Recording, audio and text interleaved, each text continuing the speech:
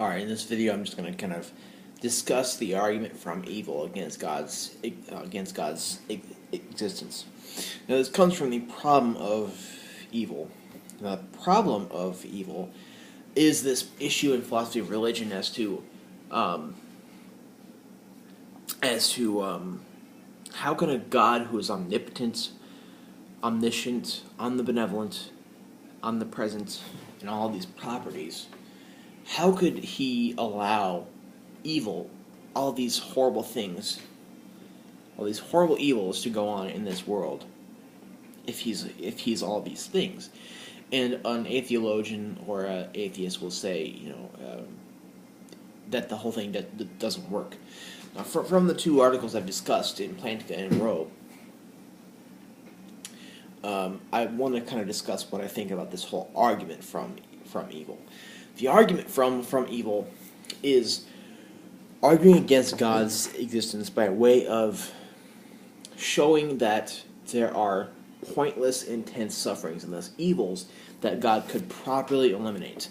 What it means to properly eliminate evils means that God knows about them and can eliminate them, and can do it without bringing about greater or equal evils, or without preventing greater goods. That's basically what it means to properly eliminate evil. If evil is there but it cannot be properly eliminated, then it's not pointless. There's a point to it. There's a purpose for it. And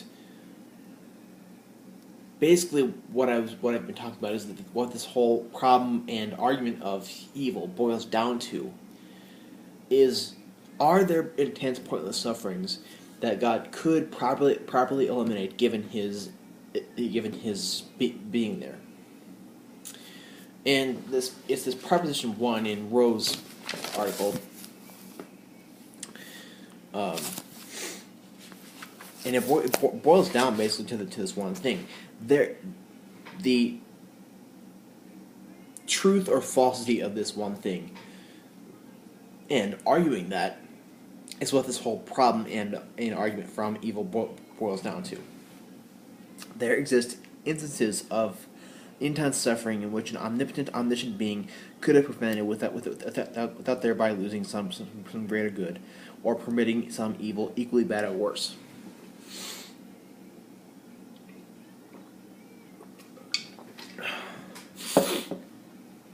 Okay, now Rowe, what he does is he talks about this fawn that is in a forest fire and gets badly burned and suffers intensely. Now, it is apparently so that this evil is pointless.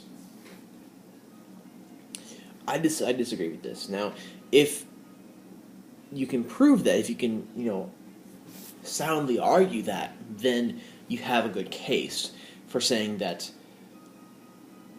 saying that there are evils that God could properly eliminate given him being there, and yet he doesn't. And then a atheist will infer from that God does not exist.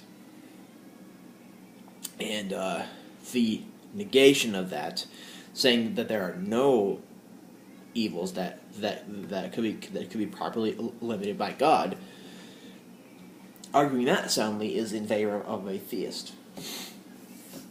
My belief, I am a theist, but I will say that neither can be proven, neither one can be shown to be dominant over the other. Just because we see sufferings that appear to be pointless doesn't mean they are. It could very possibly be that there is, given a certain state of affairs X, there could be a state of affairs Y that is immediately or remotely connected to X, in which we have no knowledge of. So it's like an epistemic gap between things. We may know of only a state of affairs X, and yet a state of affairs X could be immediately or remotely connected to Z, W, Y, and all these things that we have no knowledge of. So just because it seems to us that something is pointless, that a certain suffering or pain or evil is pointless, doesn't mean it is. We don't know every relation. Every particular has in the world is not something we have possibility to know. And I think from this that I have a good argument against the usefulness of the argument from evil, because what the atheologians like Rowe and Mackey do is they will I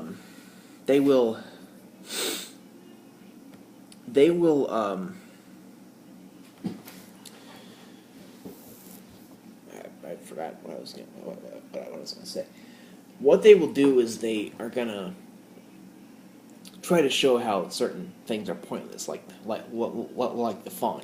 The fawn came from Rowe's paper, and just because we don't know, we don't see something that is a point to it, or just because we have a greater evil E, doesn't mean there isn't some greater evil G connected to it.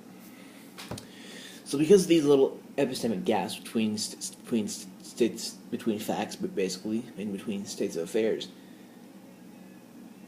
we can't really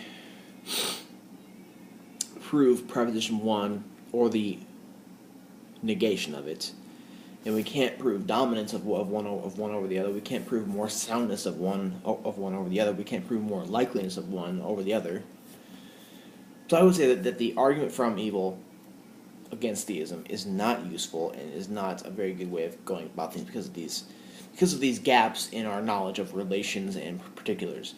We're not always able to know what facts and particulars or states of affairs a certain state of affairs is ultimately and immediately and remotely related to. We don't have that knowledge always. So what I'm thinking is that we should, if you want to go about the atheological avenue, don't use the whole thing from evil. There are a plethora of other ways to argue against theists. This doesn't really work so well because of that, I would say. Thanks. Let me know your thoughts.